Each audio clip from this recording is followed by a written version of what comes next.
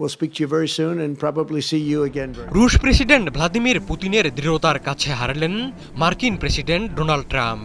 বিশ্বের নানা প্রান্তে যুদ্ধ বন্ধ করে আকাশে ওড়া ট্রাম্পকে এক মুহূর্তে মাটিতে নামালেন পুতিন।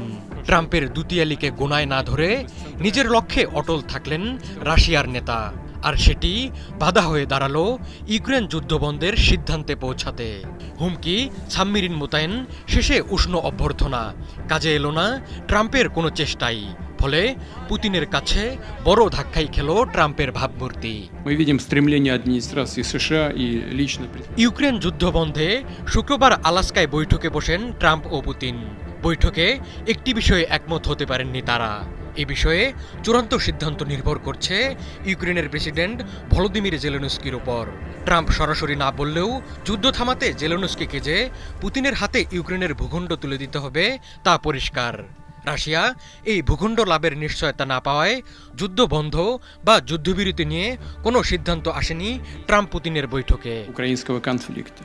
Его желание вникнуть আলাস্কার ঐতিহাসিক বৈঠকের সিদ্ধান্ত নিয়ে যৌথ সংবাদ সম্মেলনে বিস্তারিত কিছু জানাননি এই দুই নেতা। সাংবাদিকদের কোনো প্রশ্নও নেননি তারা। উভয় নেতাই বলেছেন আলোচনা ফলপ্রসূ হয়েছে।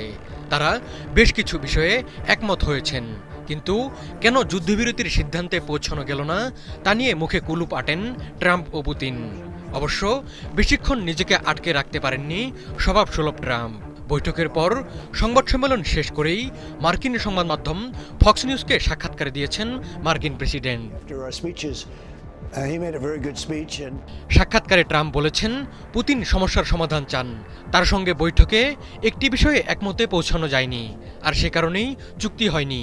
তবে সেই বিষয়টি আসলে কি তা বিস্তারিত বলেননি ট্রাম্প। পুতিনের সঙ্গে বৈঠক উষ্ণ হয়েছে বলে জানান মার্কিন প্রেসিডেন্ট। পুতিনকে শক্তিশালী ব্যক্তি এবং কঠোর হিসেবে অভিহিত করেন ট্রাম্প।